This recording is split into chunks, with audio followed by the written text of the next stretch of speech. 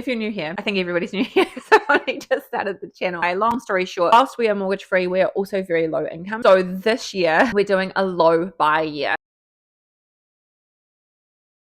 Hey guys, welcome back to my makeshift office this morning because my actual office has been relocated to our garage, which is fine. It's actually a very peaceful space. We're kind of creating a home gym office space area thing, but it is piping hot. Like, it is stinking hot in Northland, New Zealand today, and obviously there's not a great amount of ventilation unless I open the garage door, which then it will be windy and noisy and whatever. So sitting on the floor of my bedroom, I have the aircon on and we are good to go. I open my can, literally live off these. They're called Almighty Actives. They're sparkling water, like naturally flavored. I don't know how that works, but whatever. Naturally flavored, and they've got caffeine in them. Literally live on these. I don't know how much the caffeine does.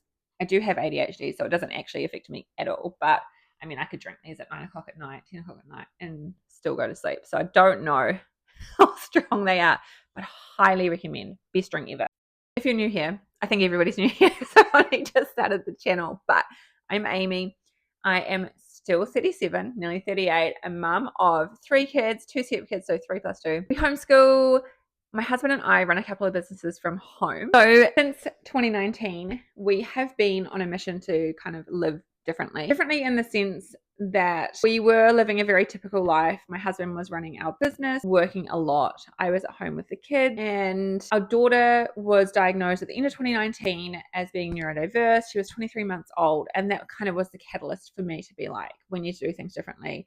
I want my husband home. So we started by selling our business, and he just went into his trade, which is welding. And then COVID hit, he got made redundant. So we were like, okay, back to the drawing board. But anyway, long story short, we have spent the last few years shifting around New Zealand, flipping houses, and then building a house. We've finally settled in Northland, and we are now mortgage free, which is amazing. So we've made some pretty big moves in the last few years to get to this position, and we are super fortunate.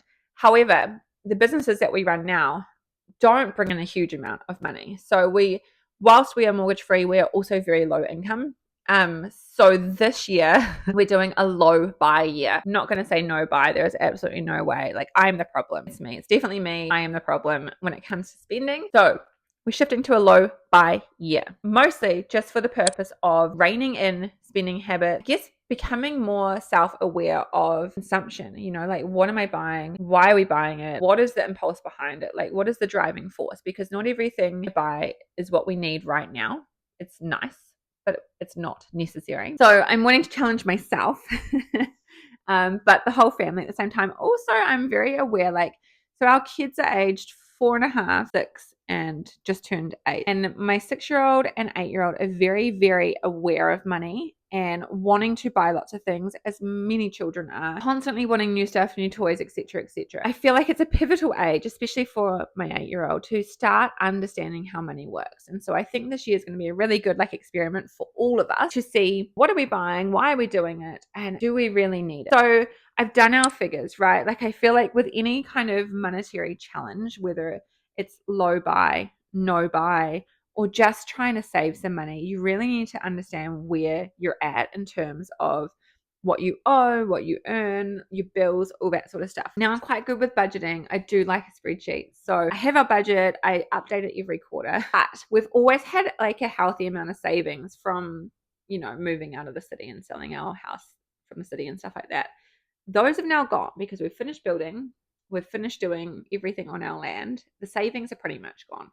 So I can't just dip in, that's what I was doing before, just dipping in because, we need this now, blah, blah, blah. I've done our budget. If we stick to our budget, I think at the end of the day, if we stick to our budget, we'll have $4,000 left over at the end of the year. Not a huge amount, it's better than nothing, but it's not a huge amount when it comes down to saving. So yeah, the purpose has to be mostly to gain self-awareness, really, and to kind of see where we need to change the budget or cut back or whatever. It's not necessarily about a huge savings goal. To get some motivation, I brought something. Oh my God, isn't that ironic? No, to get some motivation, I had stumbled upon a book called The Year of Less, which I did pay for. I downloaded it on Kindle. I think it was like $6. Anyway, it's by Kate Flanders. How I stopped shopping, gave away my belongings, and discovered life is worth more than anything you can buy in a store. I was like, this is going to be a good book. This is going to give me like a how-to, right? To like rewrite my brain and stop spending money. It's not that sort of book. It's a novel. Like it's her personal account. What do you call that? A memoir. So if you're into that, recommend. If you're looking for a step-by-step, don't recommend. But it did give me some really good insight as to some of the behaviors I have. I'm very much a prepper. So maybe it's just ADHD. If something's on special, yeah, I'm normally going to buy a few of them. Whereas Kate is talking about how don't buy another tube of toothpaste until it runs out. And I know that's a very small example, but it all adds up, right? From reading the book, she talked about having a no spend list and a spend list. So creating a list of things that you're definitely not going to buy and things that you can buy.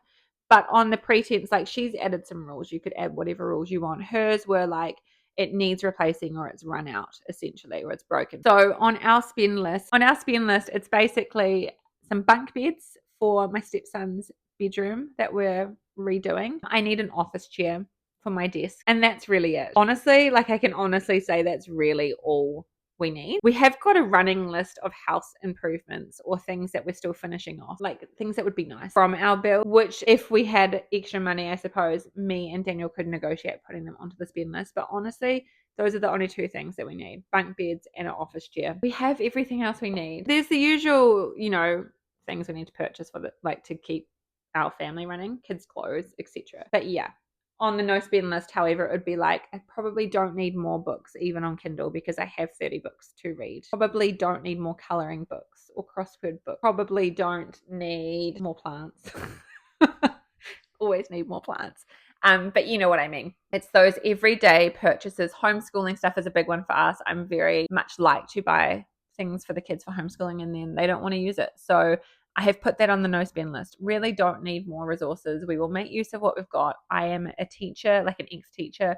I can create things, like I don't need to pay for it. So we have an extensive no spend list and a very, very small can spend list. We're going to revisit this every quarter. That's when we look at our budget. That's when we have our like family planning meeting. I don't like that name. That makes me think of contraception. But you know what I mean? Like our quarterly marriage meeting. I'm not sure. And so we will refine the rules each quarter as things evolve and as things change. So as I said, I read this book on Christmas. I decided then this is what we're doing. So that's just how I work. Make a decision, get it done. Told my husband, okay, he's on board because he's just great like that. I just say, let's do this. And he's like, okay, cool, let's give it a go. It's been 1 month. It's been the whole of January. I guess the update for January is we haven't done too good. What I have noticed is a change in behaviors and a change in self-awareness. When normally I would online shop, okay, cool. I want a new suitcase because we're going on a holiday next month. I'll buy it, right? Normally I'd just do that. Whereas now, yeah, I've actually browsed. I've looked. Do I really need it? Probably not. I've added it to the cart. I've left it there for weeks and I haven't purchased it. So like that's a win. Tick, that's a win. A lot more self-awareness in my desire to just go and buy something when we don't actually need it. I've been mending